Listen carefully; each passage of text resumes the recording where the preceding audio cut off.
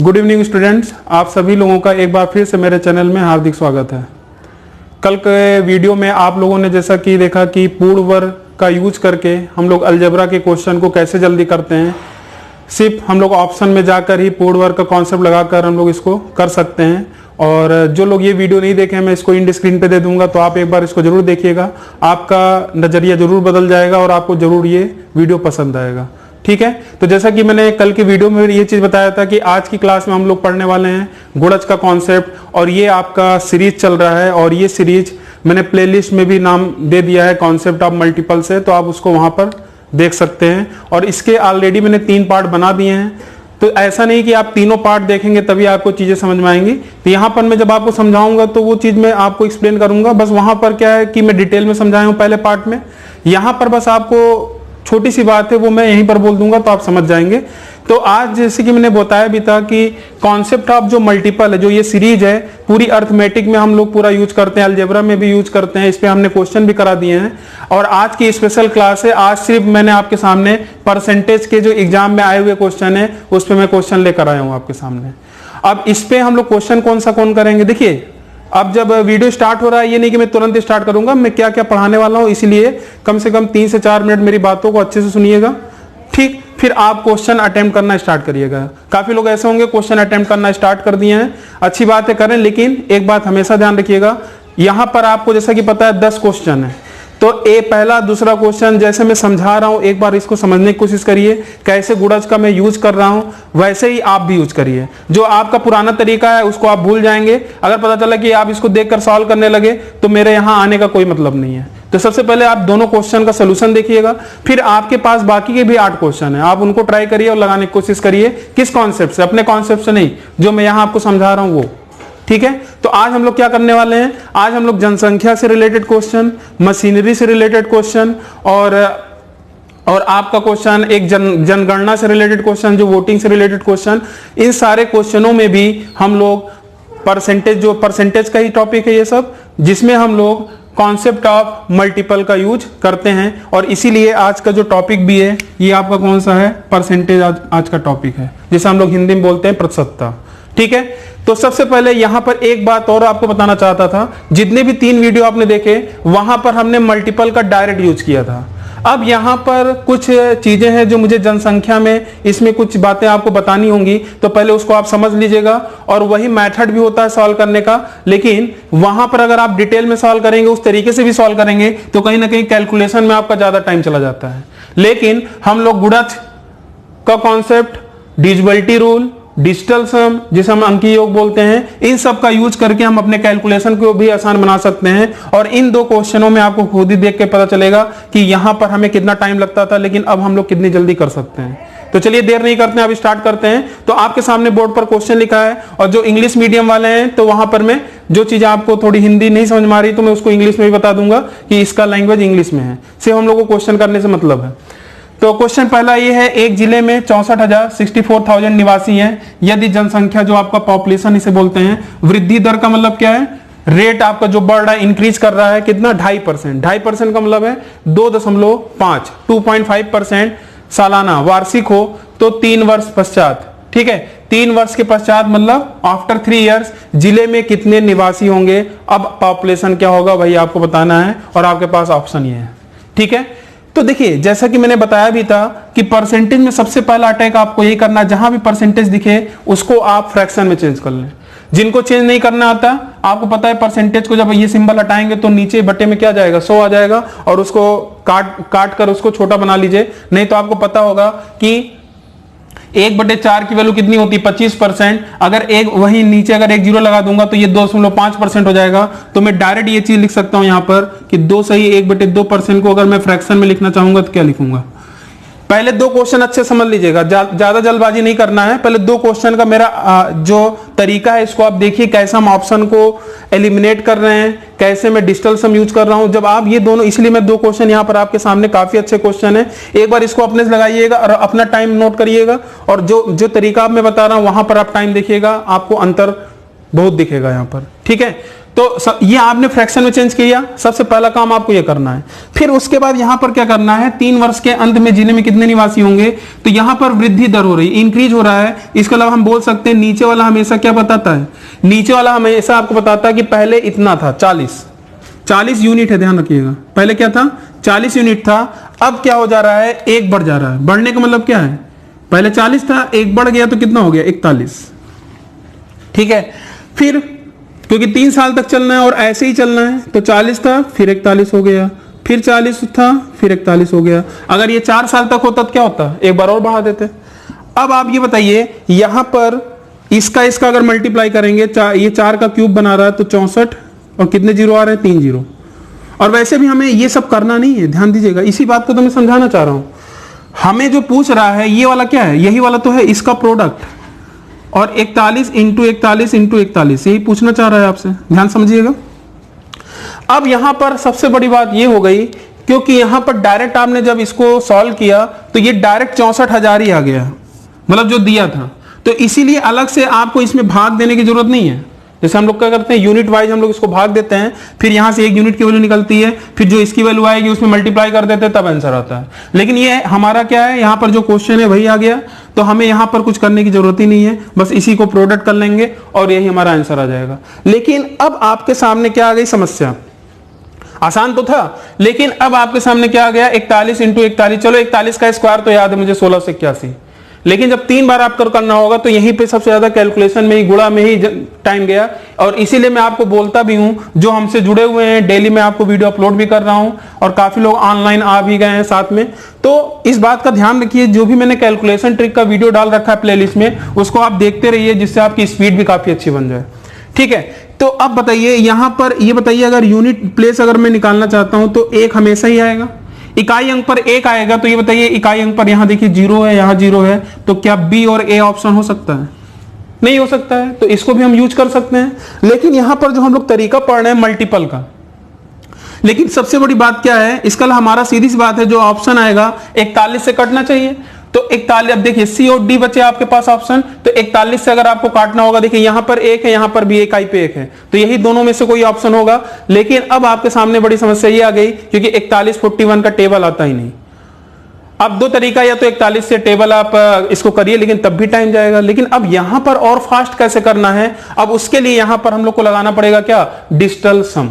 Digital सम, तो देखिए digital सम कैसे लगता है आपको पता है। डिजिटल सम का मतलब जो भी संख्या है इसको जोड़ लीजिए, 4 1 5 इंटू ये भी 5 ये भी 5, तो 5, ये 5 का क्यूब है, और 5 का क्यूब क्या आता है 125, 5 2 7, फिर इसको जोड़ लीजिए 5 2 7 1 8। मतलब ऐसी संख्या जिनको हम जो भी ऑपरेशन होगा, जो भी ऑपरेंड करना होगा, यहाँ पर सबको करते हुए 1 अंक में लेते आना, वही आपका अंकीय योग कहलाता है किसी भी संख्या का। तो इसका मतलब इन दोनों ऑप्शन में जिसका डिजिटल सम 8 आ रहा होगा वही आंसर होगा। और डिजिटल सम निकालते हुए जहां भी 9 दिखे उसको काट दीजिए, उससे, क्योंकि उससे कोई फर्क पड़ने वाला भी नहीं है, और आपका टाइम बच जाएगा। 8 1 9 ये भी हो गया, बचा क्या 6 2 8। इसका डिजिटल सम क्या रहा है 8, यहां देखिए 9 कट गया, 8 1 9 ये कट गया, 6 1 क्या रहा 7। तो हमारा ये बताइए क्या 7 आंसर हो सकता था, क्योंकि हमें डिजिटल सम क्या चाहिए था 8, और हमारा आंसर क्या आ गया सी। तो बताइए आपको ये सॉल्यूशन कैसा लगा, उम्मीद है कि आपको काफी पसंद आया होगा, और इसी तरीके से आपका अप्रोच होना भी चाहिए। ठीक है, अब एक क्वेश्चन, इसलिए मैंने बोला है ना कि 2 क्वेश्चन, जिनको थोड़ा कम समझ में आया है उसको पहले दोनों क्वेश्चन देखकर चलिए, कोशिश करिए दोनों ही क्वेश्चन देखिए, फिर लगाने की कोशिश करिए। और जिनको लग रहा है कि एकदम अच्छे से आ गया है, तो आप दूसरे क्वेश्चन का फिर कमेंट करना स्टार्ट करिए इसका आंसर। ठीक है, तो चलिए दूसरे क्वेश्चन पर आते हैं, एक बार इसको आप रीड करिए। तो क्वेश्चन ये है कि एक शहर की जनसंख्या वर्ष के आरंभ की कुल जनसंख्या से प्रतिवर्ष 4% बढ़ती है। 4% बढ़ती है, बढ़ने का मतलब क्या है, इंक्रीज।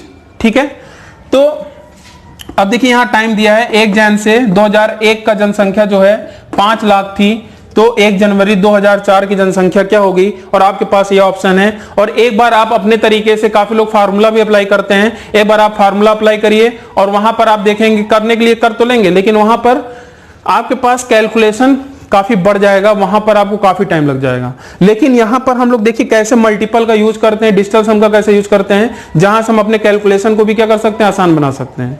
और इसीलिए ये सीरीज आपका सबसे जबरदस्त है, और ये आपको धीरे धीरे चौथे पार्ट तक जो लोग आ चुके हैं, जिन्होंने अभी भी पार्ट 1, पार्ट 2, पार्ट 3 नहीं देखा है, तो क्यों आप मिस कर रहे हैं? उन तीनों पार्ट को आप अच्छे से देखिए, और जहां तक जो पूरा देख लिए होंगे उनका नजरिया खुद ही बदल गया होगा। और काफी कमेंट भी आए हैं कि हाँ सर, ये आपने जो सीरीज चला रखी है ये काफी अच्छी है, हम लोग को काफी अच्छे से समझ में आ रहा है सारी चीजें, और मैथ में जो क्वेश्चन में ज्यादा टाइम लगता था वो काफी जल्दी हो जा रहा है। तो चलिए इसको स्टार्ट करते हैं। फिर वही बात हो गई, सबसे इंपॉर्टेंट पोर्शन क्या होगा? परसेंटेज को आप फ्रैक्शन में चेंज कर लीजिए। 4% की वैल्यू क्या होती है? सारी वैल्यूज याद होनी चाहिए, तो मैं यहां लिख दे रहा हूं 1/25।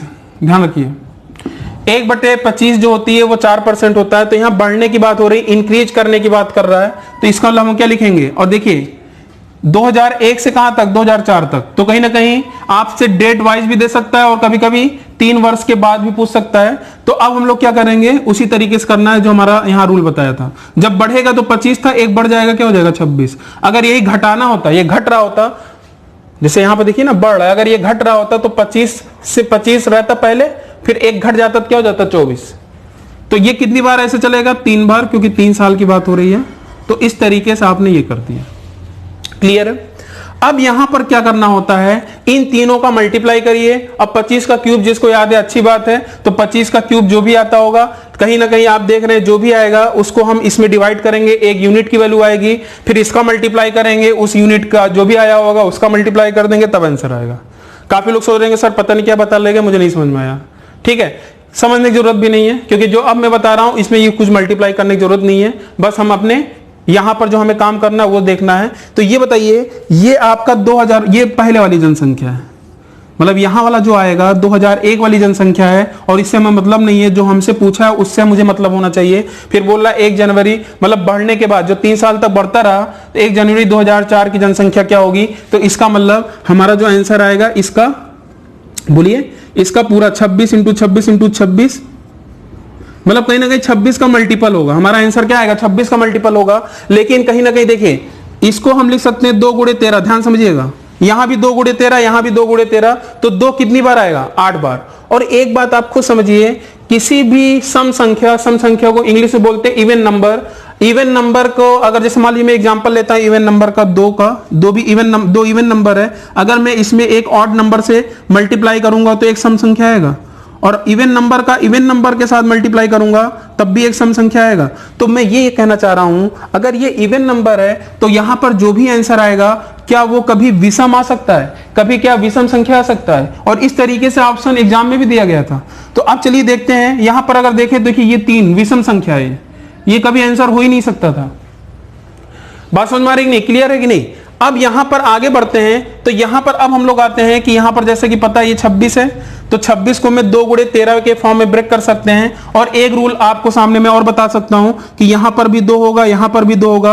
अगर मैं 2 का 3 बार मल्टीप्लाई करूंगा तो कहीं ना कहीं एक 8 भी आ रहा है। ये 8 आपको ये बताएगा कि आंसर जो आएगा 8 का गुणज होगा। क्या होगा? 8 का पहाड़ा। जिनको गुणज नहीं आता ध्यान दीजिए, पहाड़ा तो आता है ना, तो 8 का बस पहाड़ा पढ़ लीजिए, जो कट जाएगा वही आंसर आ जाएगा। अब आप सोचेंगे अगर 2-3 ऑप्शन कट गए तब कोई दिक्कत नहीं, तो हम 13 का पहाड़ा पढ़ेंगे। ठीक है, तो चलिए 8 के लिए अगर देखा जाए, देखिए ये भी ऑप्शन 8 से कट जाएगा, ये भी कट जाएगा, ये भी कट जाएगा। और इसके लिए मैंने आपको बताया भी है, और वैसे मैंने बता दूं डिविजिबिलिटी रूल पे भी जल्दी सीरीज आपकी आने वाली है। तो जहां पर डिविजिबिलिटी रूल में आपको ये पता चलेगा कि कैसे हम बड़ी बड़ी संख्याओं को देखकर हम बता सकें कि ये संख्या 8 से 9 से 13 से 7 से कट रही है कि नहीं कट रही है। लेकिन जब क्वेश्चन आता है तो मैं यहीं पे समझा देता हूं, समझने की कोशिश करिए। तो ये 8 से आपका कट जाएगा, क्यों? क्योंकि तीसरी संख्या अगर सम संख्या होती है तो बस लास्ट की 2 संख्या में 2 अंक, जो लास्ट के 2 अंक हैं इसमें 8 से डिवाइड करिए, अगर कट रहा होगा तो ये 8 से कट जाएगा। देखिए ये भी सम है, ये भी कट जाएगा, ये भी सम है, ये भी कट जाएगा। तो 8 सम नहीं चेक करेंगे। अब आता है आपके पास 13 के लिए क्या रूल है? अब ध्यान समझिएगा, 7 और 13 के लिए दोनों के लिए रूल वही है। वो रूल क्या कहता है? यहां से ध्यान दीजिएगा, ये एलिमिनेट हो चुका है, 3 का पेयर बना लीजिए, इधर से 3 का पेयर बना लीजिए, और बड़े में से ध्यान रखिएगा, बड़े में से छोटे वाले को घटा दीजिए। बड़े वाले में से छोटे को घटाएंगे तो बड़े में से छोटे को घटाएंगे तो इस तरीके से आपका आ जाएगा 130। और घटाने के बाद ध्यान रखिएगा, घटाने के बाद ऐसा नहीं इधर भी बड़ा हो सकता है, इधर भी छोटा हो सकता है, तो बड़े में से छोटे को घटाएंगे 3 का पेयर बनाकर। घटाने के बाद जो भी संख्या आएगी, अगर ये संख्या 7 से कट गई तो ये पूरी संख्या भी 7 से कट जाएगी। अगर ये संख्या 13 से कट रही है तो इसका मतलब ये संख्या भी 13 से कट गया, और हमें 13 का डिविजिबिलिटी रूल देखना था, तो ये संख्या क्या 13 से कट गया क्या? अब इसका मतलब ये नहीं कि आंसर टिक कर दिया, अभी हमें इसको भी रीचेक करना होगा, तो जल्दी से चलिए रीचेक कर लेते हैं। तो चलिए 652 432 का पेयर बनेगा, तो इसको देखिए 652 में 432 घटाइए कितना आएगा? 0 2 2। क्या ये 220 13 से कटेगा? नहीं कटेगा, तो ये भी एलिमिनेट हो गया। इस तरीके से इसको भी देखिए 564 और 232 का पेयर बना। 564 में 232 घटाइए कितना आएगा? 4 में से 2 गया 2, ये 3 332। 13 काटिए, कटेगा? नहीं कटेगा, हो गया खत्म। आंसर क्या आ गया? ये।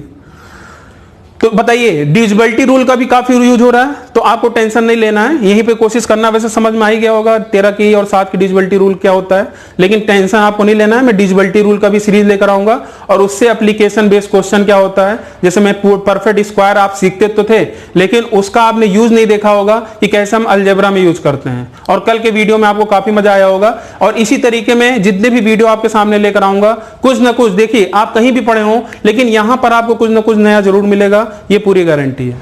ठीक है, तो चलिए, तो अब आप लोग तैयार हो गए हैं। मेरे ख्याल से मैंने जितना भी टाइम लिया 15 मिनट, तो आप आराम से पूरी सारी चीजें सीख गए होंगे, और आप कमेंट करना भी स्टार्ट करिए, आपको समझ में आया है कि नहीं आया है। अब हम लोग आते हैं क्वेश्चन नंबर, अब कितने? 2 क्वेश्चन हो गए हैं, अब 8 क्वेश्चन होंगे, और इन 8 क्वेश्चन में जनसंख्या, मशीनरी, सारे वैसे ही टाइप हैं। जनगणना हो गया, और भी परसेंटेज जो भी क्वेश्चन बनते हैं, तो कैसे गुणज लगाएंगे, तो आपको क्वेश्चन को पढ़ना है और सॉल्व नहीं करना है, बस गुणज को पकड़ना है और वहां से देखना है किस पहाड़े मारा है, और तुरंत आप देखकर बताना है। ठीक है, चलिए तैयार? ठीक है, 3rd और 4th क्वेश्चन को आपको जल्दी से करना है। तो चलिए, जिनको समझ में आ गया है तो क्वेश्चन करना स्टार्ट करें, और यहां पर अपना आंसर कमेंट करें। और ध्यान रखिएगा, आपको गुणज के कॉन्सेप्ट का यूज, डिजिटल सम, इन सब का यूज करके ही आपको आंसर देना है। बाकी तो आपको पता ही है, आपको फार्मूला पता है, बहुत सारी चीजें पता है, आप हर जगह पढ़ते हैं। लेकिन यहां पर अगर इस चैनल पर आप आए हैं, तो आपको जो मैं बोल रहा हूं वो आपको करना पड़ेगा, तभी आपको अपने अंदर फर्क महसूस होगा, और आप दूसरों के साथ कंपेयर भी कर सकते हैं कि आपकी स्पीड कितनी अच्छी हो गई है, और आपकी एक्यूरेसी तो जबरदस्त बनेगी, जो तरीका मैंने आपको बताया। तो उम्मीद है कि आपने क्वेश्चन अटेम्प्ट कर लिया होगा, और यहां पर आपके कमेंट आने स्टार्ट हो जाने चाहिए कि 3rd और 4th का आंसर क्या आएगा। तो चलिए स्टार्ट करते हैं क्वेश्चन नंबर 3rd। ये भी आप जैसा कि पता है, जनसंख्या से रिलेटेड जितने भी क्वेश्चन है, आपको कोई भी फार्मूला अप्लाई नहीं करना है। बस यहां पर आप ये देखिए 4% बढ़ता है, और समय देख लीजिए क्या है, 2 वर्ष बाद। ठीक है, आरंभ में मतलब शुरुआत में जो जनसंख्या दिया है, पॉपुलेशन इतना था, तो बाद में क्या होगा, तो भाई आपसे पूछ रहा है। तो चलिए स्टार्ट करते हैं। तो 4% की वैल्यू देखिए, जिनको याद है वो भाई तुरंत लिख देंगे, लेकिन जिनको नहीं याद है वो भी देख लें। परसेंटेज को आप बटे 100 लिख सकते हैं इस तरीके से, और 4 से जब काटेंगे तो आ जाएगा 1/25। लेकिन ये करना नहीं है, ये वैल्यूज आपको याद होनी चाहिए कि 1/25 की वैल्यू क्या होती है? 4% परसेंटेज में। ठीक है, तो अब ये बताइए बढ़ रहा है ना, तो शुरुआत में ये नीचे वाला क्या बताता है? नीचे वाला आपका ओरिजिनल बताता है, प्रारंभिक बताता है, आरंभिक बताता है। तो ये 25 था पहले, तो ये बढ़ रहा है, तो इसका मतलब क्या होगा? 25 से 26 हो गया। और कितने वर्ष की बात कर रहा है? 2 वर्ष। तो ये काम हम लोग कितनी बार करेंगे? 2 बार। क्लियर है? तो जैसे देखिए 25-26 हो गया, और यहां पर बोल रहा है कि 2 वर्ष बाद शहर की जनसंख्या क्या होगी। इसका मतलब जो हमारा आंसर आएगा वो 26 × 26 का मल्टीपल होगा। तो इस तरीके से हम लोग आंसर को चेक करेंगे। अब आपको ये नहीं कि इसका मल्टीप्लाई करके इसके बराबर करना है, कुछ नहीं करना है, यही चीज तो टाइम लगता है, और इसी चीज को नहीं करना है। बस ये देखना है कि यहां पर अगर आप ऑप्शन पे ध्यान दीजिएगा, तो इसका हमारा ऑप्शन देखिए, अभी भी 26 वाला ही देखा था, तो हम लोग यहां पर 13 का 26 का मल्टीपल का मतलब क्या है? ये 13 के साथ साथ 2 का भी मल्टीपल है, तो हम लोग क्यों नहीं 13 में ही आ जाते हैं। तो चलिए 13 की डिविजिबिलिटी रूल आपको पता है अच्छे से, तो यहां पर आप चाहे तो इसको डायरेक्ट देख सकते हैं। 13 चौका 52 हो जाएगा, 13 कम 13, फिर ये कटेगा ही नहीं। ठीक है, नहीं तो आप 900 में से 53 को घटाकर भी आप कर सकते हैं। अभी मैंने आपको बताया था कि 3 का पेयर बनाना है, और इस तरीके से घटाकर भी आप बता सकते हैं। तो ये आंसर, ये आपका 13 से नहीं कटेगा। 13 चौका 52 होता है, ये ऑलरेडी नहीं कटेगा। और यहां पर आते हैं, देखिए 13 चौका 52, 2 बचा, 2 20 हो जाएगा ना, फिर 13 कम 13, फिर 7 बच जाएगा, 13 छंग 78। ठीक है, तो 13 से ये वाला कट गया। चलिए ये वाला भी देख लेते हैं, 13 से कट रहा है कि नहीं? 13 चौका 52, 2, 13 दूनी 26, फिर ये नहीं कटेगा। तो आप देख रहे हैं कि सिर्फ मैंने मल्टीपल का यूज करके ये आंसर बता दिया, और हमने जैसे काफी लोग क्या करते हैं, इसका मल्टीप्लाई करते हैं, इसका 625 यूनिट बराबर 625 यूनिट बराबर 50,000, फिर 1 यूनिट बराबर, फिर डिवाइड करेंगे, फिर 1 यूनिट की वैल्यू आएगी, फिर इसका मल्टीप्लाई करेंगे, फिर इसमें मल्टीप्लाई करेंगे। क्या ये सब करने की जरूरत है? डायरेक्ट हमने बस इसी का यूज किया, डायरेक्ट आंसर कर दिया। ठीक है, तो अगर आपको वीडियो पसंद आ रहा है तो शेयर भी करना ना भूलिएगा। तो आपके जितने भी दोस्त यार हैं उनको भी आप बताइए और शेयर करिए वीडियो को, ठीक है, ज्यादा से ज्यादा लोगों को। ठीक है, चलिए यहां पर देखते हैं क्वेश्चन नंबर 4। अब जैसा कि मैंने बोला कि 3 क्वेश्चन आपके जनसंख्या पर आधारित हो गया। अब ये क्वेश्चन देखिए, मशीन से रिलेटेड भी जो ऐसे क्वेश्चन आते हैं ये भी जस्ट लाइक ऐसे ही रहता है, तो इस पे भी हम लोग बात करते हैं। तो चलिए इस क्वेश्चन को स्टार्ट करते हैं। चलिए इसका भी आप कमेंट करने की कोशिश करिए, इसका कमेंट करिए और बताइए आंसर क्या आ रहा है। ठीक है, चलिए इसका कमेंट करिए जल्दी से और बताइए। तो क्वेश्चन आपने पढ़ लिया होगा, अगर नहीं समझ में आया तो मैं समझा दे रहा हूं। एक मशीन का जो मूल्य है आपका इतना है, पहले वर्ष में इसका मूल्य 10%, दूसरे वर्ष में 20%, तीसरे वर्ष में 30%। घटता है मतलब अब यहां पर डिक्रीज हो रहा है, परसेंटेज में कमी आ रही है। तो 3 वर्ष के बाद मशीन का मूल्य क्या होगा, तो यही आपको बताना है। तो सबसे पहला काम क्या होगा, परसेंटेज पे फोकस करते हैं। तो अब मैं ये नहीं करूंगा 10/100 फिर सॉल्व कर रहा हूं, मैं डायरेक्ट यहां पर बता रहा हूं 10% की वैल्यू क्या होती है। 1/10 जल्दी कर रहा हूं, 20% की वैल्यू, ये सब करना नहीं है, क्योंकि देखिए जब आपको पता रहता है, जब आपको याद रहेगा ना, तो बस आप बोलोगे पहले 10 था, 1 कम हो गया तो कितना हो गया 9, क्योंकि डिक्रीज हो रहा है। तो बस आपको यही लाइन लिखना है। लेकिन जो ऐसे भी व्यूअर हैं शायद जिनको थोड़ा कम समझ में आए, तो इसीलिए मैं यहां पर लिख रहा हूं, और जिनको आता है वो भी टेंशन न लें, तो उनका भी ख्याल रखें आप लोग। ठीक है, सभी लोग एक दूसरे से रिलेटेड है। किसी को अगर अच्छा आ रहा है तो इसका मतलब ये नहीं कि मैं जल्दी जल्दी आगे बढ़ूंगा, मुझे सभी को ध्यान रखना है। एक बार आप बोर्ड पर आएंगे खुद ही आपको पता चलेगा। आपके यहाँ पर जो भी लोग रहते हैं, चाहे क्लास की बात करूं, चाहे यहाँ पर ऑनलाइन यूट्यूब पे यहाँ पर बात करूं, ऐसे भी दर्शक होंगे जो जहां पर जिनको थोड़ा कम समझ में आता है। इसलिए मैं मेरा वीडियो जो भी लोग देखना चाह रहे हैं, हर एक वर्ग के लोग यहां पर देख सकते हैं, उनको 100% सारी चीजें समझ में आएंगी, और यही मेरा पढ़ाने का तरीका होता है। ठीक है, तो चलिए 20% की वैल्यू क्या होगी, 1/5। 30% की वैल्यू क्या होगी, 3/10। अब ये कैसे निकलता है, या तो याद होना चाहिए, या तो आपको ये निकाल के 30/100 करके आप निकाल सकते हैं। तो अब चलिए, ये सारा देखिए घट ही रहा है, सारा घट रहा है। तो इसका मतलब पहले 10 था, 1 कम हो गया, क्या हो गया 9, फिर 5 था, 1 कम हो गया 4, फिर 10 था, 1 कम हो गया कितना, 3 कम हो गया, कितना हो जाएगा 7। क्लियर है? अब यहां पर इस बात का ध्यान रखना है, शायद काफी लोग को नहीं पता होगा। यहां मल्टीप्लाई करना स्टार्ट कर देंगे, और आप ये बताइए यहां पर इसका मल्टीप्लाई करके फिर इसका यूनिट किसके बराबर करना है आपको, इसके बराबर। ये सब जैसा कि मैंने बोला, ये सब करने की जरूरत ही नहीं है। आप बस एक काम और जरूर करिएगा, यहां पर जो इधर उधर जो कट रहे हैं, जैसे इधर और इधर जो भी मल्टीप्लाई होता है तो ये रेशियो बनाता है, और जब रेशियो बनाता है तो वहां पर एक दूसरे से जो कटने वाली चीजें होंगी कट भी सकती हैं। तो मल्टीप्लाई करने के बाद काटने से अच्छा क्या है, मैं यहीं पे इसको काट लूं। कहने का मतलब 2 दूनी 4, 2 पंजे 10। अब काफी लोग सोच रहे हैं सर इसके सामने वाला कटना चाहिए, आप ऊपर काट दिए। बोलिए, ऐसा नहीं, क्योंकि जब आप पूरा मल्टीप्लाई करोगे ना तो एक ही रेशियो तो बनेगा। तो मैं इसका इससे भी काट सकता हूं, यहां भी काट सकता हूं, जहां भी कटेगा वहां काट सकता हूं। ठीक है, अब बाकी अगर नहीं कट रहा है नहीं काटेंगे। अब देखिए 5 का क्यूब ये बन गया, और यहां से देखिए 9 और 7, मतलब 9 और 7, हमारा जो आंसर आएगा 9 और 7 का क्या होगा, मल्टीपल होगा। तो चलिए ऑप्शन में आते हैं 9 और 7 के मल्टीपल पे। तो सबसे पहले 9 के मल्टीपल पे आते हैं, और 9 की डिविजिबिलिटी रूल आपको अच्छे से पता है, जिसका डिजिटल सम 9 आ जाए वो आपका वही आंसर हो जाएगा। चलिए यहां देखते हैं, 6 2 8, 8 5 13, 8 5 13। तो क्या ये कट रहा है, नहीं कट रहा है 9 से। 5 3 8 नहीं कट रहा है। अब यहां पर आते हैं 5 1 6, 6 3 9, यहां पर भी 5 3 8 1 9, तो दोनों ही ऑप्शन 9 से कट रहे हैं। चलिए सही है। अब हमारे पास अभी एक चीज और है, 7। तो 7 के लिए देख लेते हैं। चलिए 7 चौक 28 और 7 5 35, ये कट गया। और यहां पर आते हैं 7 5 35, ये फिर ये बचा ही रह जाएगा। तो जैसा कि देख रहे हैं ना, अभी तक आपने जितना भी चीज सीखा, 3 पार्ट में आपने क्या सीखा मल्टीपल में, कि डायरेक्ट रेशियो दिया रहता था, डायरेक्ट आप आंसर तक आ जाते थे। ऐसा नहीं है कि मल्टीपल में वही लगाऊंगा। अब इस क्लास में जो जनसंख्या से रिलेटेड, मशीनरी से जो क्वेश्चन से रिलेटेड क्वेश्चन है, उसमें थोड़ा सा 1-2 स्टेप आपको ये करना पड़ेगा, तब जाकर देखिए मल्टीपल का कॉन्सेप्ट यहां पर भी यूज कर सकते हैं। इसका मतलब हम मल्टीपल का यूज, डिजिटल सम का यूज कैलकुलेशन में भी आराम से कर सकते हैं, जो कि मैंने पहले पार्ट में भी आपको बताया था, और आज आप देख भी रहे हैं इसका कितना अच्छा यूज यहां पर हम कर सकते हैं। तो 4 क्वेश्चन हो गए। शायद देखिए क्वेश्चन यहाँ समझाने में थोड़ा टाइम लग रहा हो, लेकिन अगर वीडियो अगर आप देख रहे हैं ऑनलाइन है, कम से कम 40 मिनट 45 मिनट का अगर वीडियो ना हो तो बेकार है। तो आप 10 क्वेश्चन भी देखेंगे तो इसका मतलब ये गारंटी है कि जनसंख्या से रिलेटेड जितने भी क्वेश्चन है, मशीनरी से रिलेटेड जितने भी क्वेश्चन है, आज के बाद आपको कोई फार्मूला नहीं याद करना है, बस एक काम करिएगा, परसेंटेज वैल्यू याद कर लीजिएगा, बस और कुछ नहीं करना है। ठीक है, तो चलिए फिर 2 क्वेश्चन यहाँ पे लिखने वाले हैं। तो अभी तक आपके 4 क्वेश्चन हो गए हैं, तो हम लोग के पास अभी 6 क्वेश्चन और हैं। अब चलिए थोड़ा सा स्पीड बनाते हैं, 6 क्वेश्चन देख लिया जाए। यहाँ पर देखिए लिखा है किसी संपत्ति का मूल्य प्रतिवर्ष 5% की दर से घटता है, डिक्रीज हो रहा है, उसका वर्तमान मूल्य इतना दिया है, तो 3 वर्ष पहले संपत्ति का मूल्य कितना था। ठीक है, कि अब इसका मतलब ये घट रहा है और यहाँ वर्तमान दिया इतना, तो 3 वर्ष पहले संपत्ति का मूल्य क्या है। काफी लोग यहाँ पर लैंग्वेज की वजह से काफी कंफ्यूज होते हैं, लेकिन यहाँ मैं आपको समझा दूं, पहले एक बार आप परसेंटेज को एक बार अगर उस तरीके से अगर करेंगे तो सारी चीजें खुद ही क्लियर हो जाएंगी। देखिए मैं कैसा क्या कहना चाह रहा हूँ। 5% का मतलब क्या है, 1/20, तो पहले 20 था, अब तो आपको समझ में ही रहा होगा क्यों कैसे मैं कर रहा हूँ। 1/20 होता है, तो पहले 20 था, अब क्या हो रहा है, घट रहा है। और ये कितने साल, 3 साल, 19 हो जाएगा। और ये काम कितनी बार करना है, 3 बार। बताइए समझ में आ रहा है।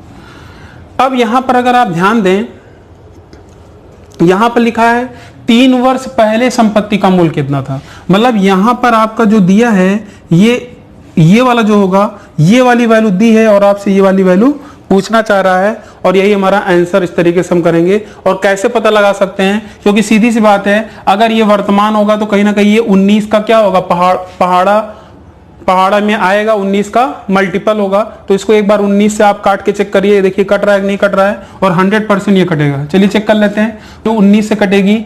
इनफैक्ट 19 से, चाहे आप कैलकुलेटर का आपके पास सही है उसका यूज कर लीजिए, इसमें 19 से डिवाइड करिए, कट जाएगा। फिर जो आएगा फिर 19 से डिवाइड करिए, फिर कट जाएगा। फिर जो आएगा फिर 19 से डिवाइड करिए, कट जाएगा। एक बार चाहे आप चेक कर लीजिएगा, वो 100% होगा। लेकिन हम जैसा कि मैंने बोला भी है, इससे कोई मतलब ही नहीं है, क्योंकि इसी में तो टाइम लगना है। क्यों करूं मैं डायरेक्ट क्या करूंगा कि आपसे ये पूछा है तो हमारा आंसर क्या होगा, इसका मल्टीपल होगा, तो इसका मतलब 3 जीरो तो ये आ जाएगा लास्ट में। 3 देखिए सभी में देखिए 0 0 आ रहा है, तो उससे डिसाइड हो नहीं पाएगा। अब इसका मल्टीप्लाई कर लीजिए, यहां से अगर देखेंगे तो 2 दूनी 4, 4 दूनी 8, कितना आ रहा है, 8 आ रहा है। इसके अलावा हमारा आंसर जो आएगा 8 का मल्टीपल होगा। तो चलिए चेक कर लेते हैं। एक तो 3 जीरो तो रहेगा ही रहेगा, ध्यान दीजिएगा, 3 जीरो तो ये हो गया, ये चाहे 3 जीरो सभी में हटा दीजिए और आसान हो जाएगा। 3 जीरो सभी में हटा दीजिए और उसके बाद फिर चेक करिए 8 का मल्टीपल कौन है। क्या ये 8 से कटेगा, नहीं। 460 के 8 से कटेगा, नहीं। 475 के 8 से कटेगा, नहीं, ये कट गया। बताइए कितना टाइम लगा। लेकिन यही चीज अगर आप देखिए, अगर यही चीज आप क्या करते, यूनिट बनाते हैं, फिर चाहे फार्मूला भी लगाते, कहीं ना कहीं काट पीट कर आपको काफी टाइम लग जाता। और सबसे बेस्ट अप्रोच मेरे ख्याल से आपका यही है। और आप अगर आपको ये चीज लग रहा है कि जो मैं बोल रहा हूँ सही बोल रहा हूँ, तो यस या नो में आप आंसर करिए। ठीक है, मुझे लगता है ये सबसे बेस्ट अप्रोच होगा इस टाइप के क्वेश्चन को करने के लिए, जहां पर हम अपने कैलकुलेशन को भी आसान बना दें और आपकी एक्यूरेसी स्पीड अपने आप बनती जा रही है। चलिए क्वेश्चन नंबर 6 पे आते हैं। फिर वही चीज है, 5% घटता है, मशीन का वर्तमान मूल्य इतना दिया है, तो 2 वर्ष के पश्चात मशीन का मूल्य कितना होगा। तो फिर वही बात आ गई कि घट रहा है और यहाँ पर 2 वर्ष की बात हो रही है, तो फिर वही हो जाएगा 20-19, 20-19। तो पहले ये काम कर लीजिए और उसके बाद जैसे आपने ये किया, तो अब आप खुद बताइए क्या ये 19 से कट रहा है।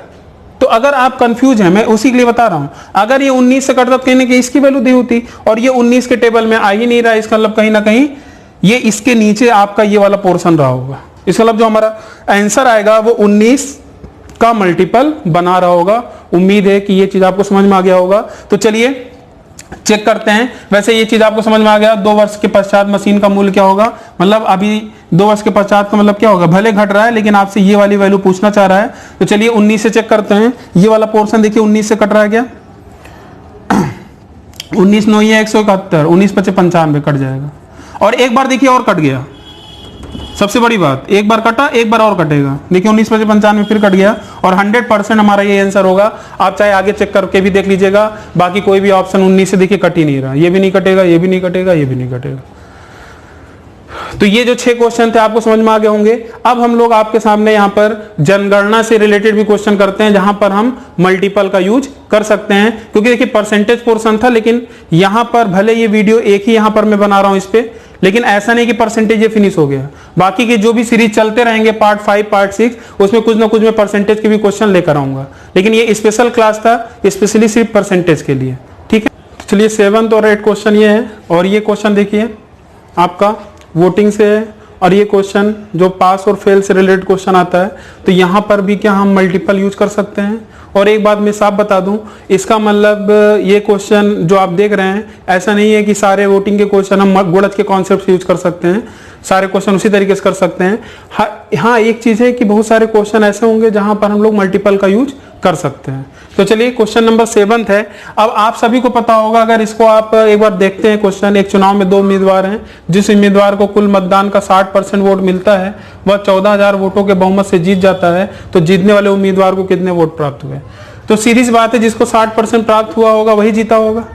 लेकिन आपको जब करते हैं क्वेश्चन को किस तरीके से करते हैं, हारने वाले को कितना मिला होगा 40%, तो 60 और 40 का जो अंतर होगा 20%, वही 20% ही क्या होगा किसके बराबर 14,000 के बराबर। फिर 100% निकालेंगे, फिर जो भी आएगा कुल आ जाएगा वोट, और कुल वोट का फिर 60% निकाल देंगे, फिर आंसर आ जाएगा।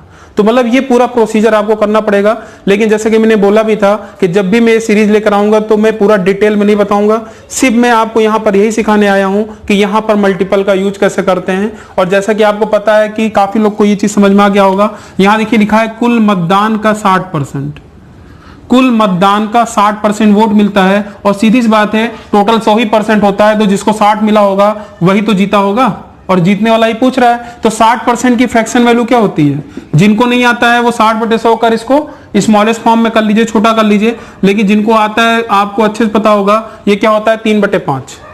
अब आपको मैंने यही समझाया था कि फ्रैक्शन में ऊपर वाली वैल्यू क्या बता रहा है और नीचे वाली वैल्यू क्या बता रहा है। तो कुल मतदान का मतलब कुल मतदान 5 यूनिट रहा होगा, और 60% वोट मिलता है, इसका मतलब 5 कुल मतदान था और 3 वोट उसे मिल रहा है जो जीतने वाला प्रत्याशी है। तो इसका मतलब सीधी सी बात है, जो भी आंसर आएगा वो 3 का पहाड़ा होगा या 3 का मल्टीपल होगा। चलिए चेक कर लेते हैं। 3 का गुणा 3 का पहाड़े के लिए हम लोग क्या करेंगे, इनका सम आपका 3 से कटना चाहिए। 8 2 10 क्या 3 के टेबल में आएगा, 3 2 5 क्या आएगा, नहीं 4 2 6 हाँ आ सकता है, 6 4 10 नहीं आएगा।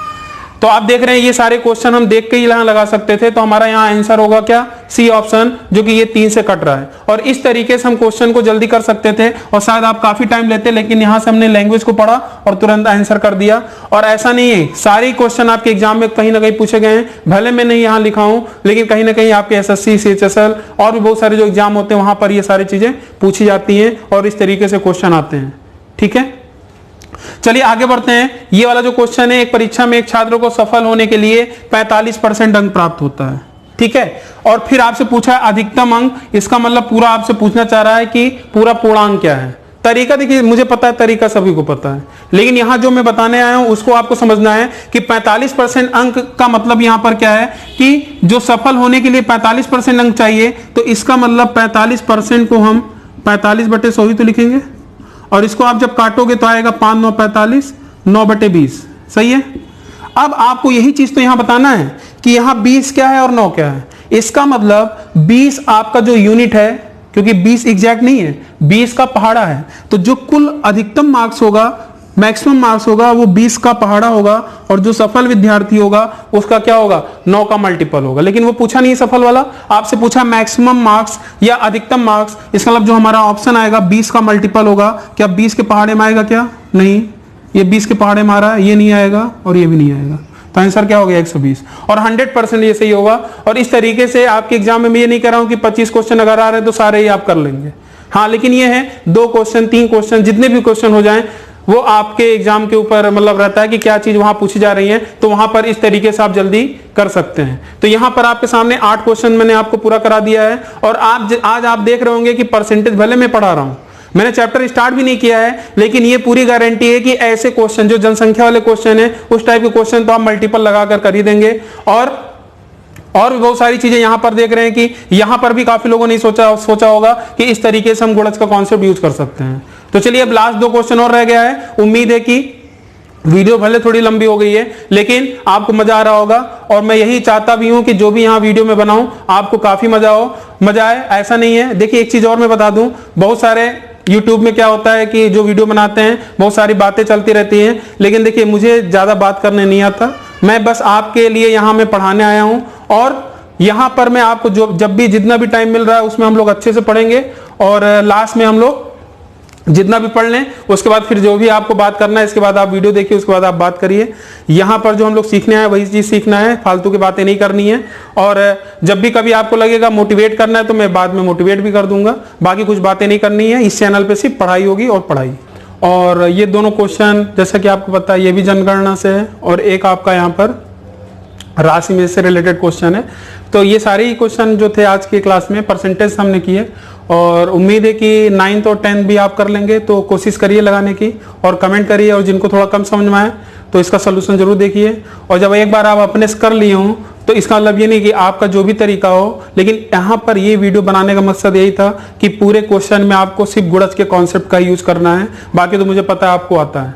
तो यहाँ पर आप अपना टाइम और इस टाइम को भी टैली करिएगा, कितने टाइम का यहाँ पर सेकंडों का अंतर आता है, तो आपको जमीन आसमान का अंतर यहाँ पता चलेगा। ठीक है, तो चलिए 9th क्वेश्चन पर आते हैं। यहाँ पर ये क्वेश्चन जो पूछा गया है, दो उम्मीदवारों के बीच हुए एक चुनाव में विजयी उम्मीदवार को कुल मतों का 70% प्राप्त हुआ। ठीक है, अब खुद आप बताइए 70% का मतलब क्या है। जो विजयी उम्मीदवार है 70% को हम फ्रैक्शन में क्या लिखेंगे, 7/10। और इस 7/10 में 10 क्या कह रहा है, 7 क्या कह रहा है, तो मैं बता दूं। यहाँ देखिए कुल मतों का, कई बार मैं आपको ये चीज बताया भी हूं, कुल मतों का मतलब 10 यूनिट पहले कुल मत मिला होगा, और उसमें से 7 किसको मिला, विजयी उम्मीदवार को। देखिए लिखा है ना, विजयी उम्मीदवार को 7 यूनिट मिला, तो हारने वालों को कितना मिला होगा, 10 - 7 3। तो 3 का पहाड़ा, जैसे यहाँ पूछा क्या है, जीतने वाला कि हारने वाला, हारने वाला पूछा है, तो हारने वाला जो होगा वो 3 का मल्टीपल होगा, 3 का पहाड़ा होगा। तो जो भी ऑप्शन होगा वो क्या होगा, 3 का मल्टीपल होगा। मैंने देखिए इसका भी नहीं यूज किया है, तो चलिए ऑप्शन देखते हैं 3 का मल्टीपल। तो 8 5 13 3 16, 3 के टेबल बनना चाहिए ना, 5 5 10 2 12, हाँ ये हो सकता है। यहाँ देखिए 9 कट जाएगा, 6 भी देखिए 3 से कट जाएगा, 5 2 7 नहीं कटेगा। यहाँ देखिए, यहाँ अगर आप देखेंगे 5 3 8 1 9, ये 5 भी 3 से नहीं कटेगा। तो आप बताइए एक ही ऑप्शन था जो 3 से कट रहा था, और यहाँ मैंने कुछ लगाया ही नहीं। इस तरीके से आप मल्टीपल का यूज कर सकते हैं। चलिए आगे बढ़ते हैं। क्वेश्चन नंबर 10th, 2 श्रमिक अनीता और सालू के प्रति सप्ताह कितना 550 रुपए का भुगतान किया जाता है अगर अनीता को सालू को दिए गए राशि का 1%। ये लाइन को आपको एक बार 2 बार पढ़िए और समझने की कोशिश करिए। और 120% को सबसे पहला हम लोग करते हैं, 120% की फ्रैक्शन वैल्यू क्या होती है पहले ये पता लगाते हैं। तो इसकी फ्रैक्शन वैल्यू अगर आप देखेंगे तो 2 से फिर कट जाएगा, तो 6/5 आ गया। सभी का आ गया होगा।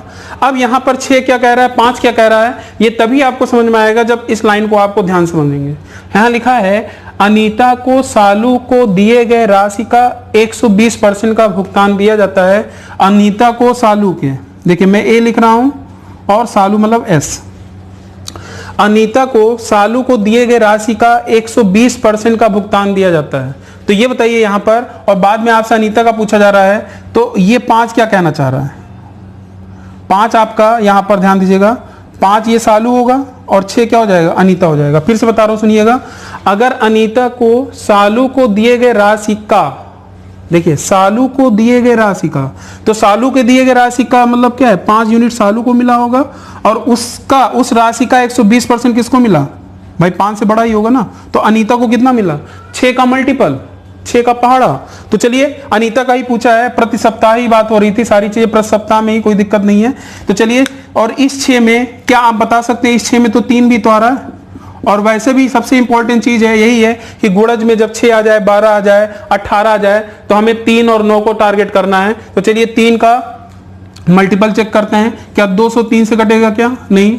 5 2 7, 3 से कटेगा नहीं, ये 3 से कट गया, और 5 3 8 ये नहीं कटेगा। इसके अलावा अगर 300 रुपए अनीता का हो गया, ध्यान दीजिएगा 300 रुपए अनीता का हो गया, तो अगर ये मान लीजिए अगर सालू का पूछा जाता तो आप बता देते कितना, 300 माइनस ये 550 माइनस 300 कितना आ जाता, 250 आपका सालू का आ जाता प्रति सप्ताह। तो आज का वीडियो इतना ही रहा। तो 9th 10th ये दोनों ही क्वेश्चन क्या थे, दोनों इंपॉर्टेंट थे। और आज की क्लास में हम लोगों ने परसेंटेज से रिलेटेड क्वेश्चन किया।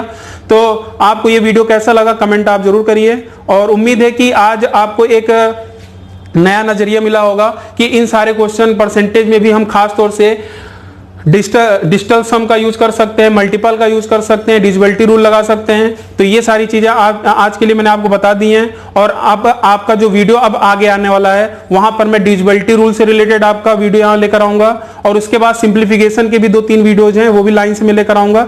और एलसीएम एचसीएफ जैसे मैंने बोला भी था, पूरी एलसीएम एचसीएफ भी मैं आपको ऑप्शन के थ्रू, डिविजिबिलिटी रूल के थ्रू मैं पूरा लगाना आपको सिखाऊंगा। और उस दिन का बस आप वेट करिए, जब आपका एलसीएम एचसीएफ स्टार्ट होगा तो आपको काफी मजा आने वाला है। यहाँ ऑनलाइन थे वो भी कोशिश यही करिए, ज्यादा से ज्यादा लोगों को बताएं, अपने ग्रुपों में शेयर करें कि हाँ यहाँ पर पढ़ाया जा रहा है, और उनसे भी बोलिए इस टाइम पर आप यहाँ पर मौजूद रहें।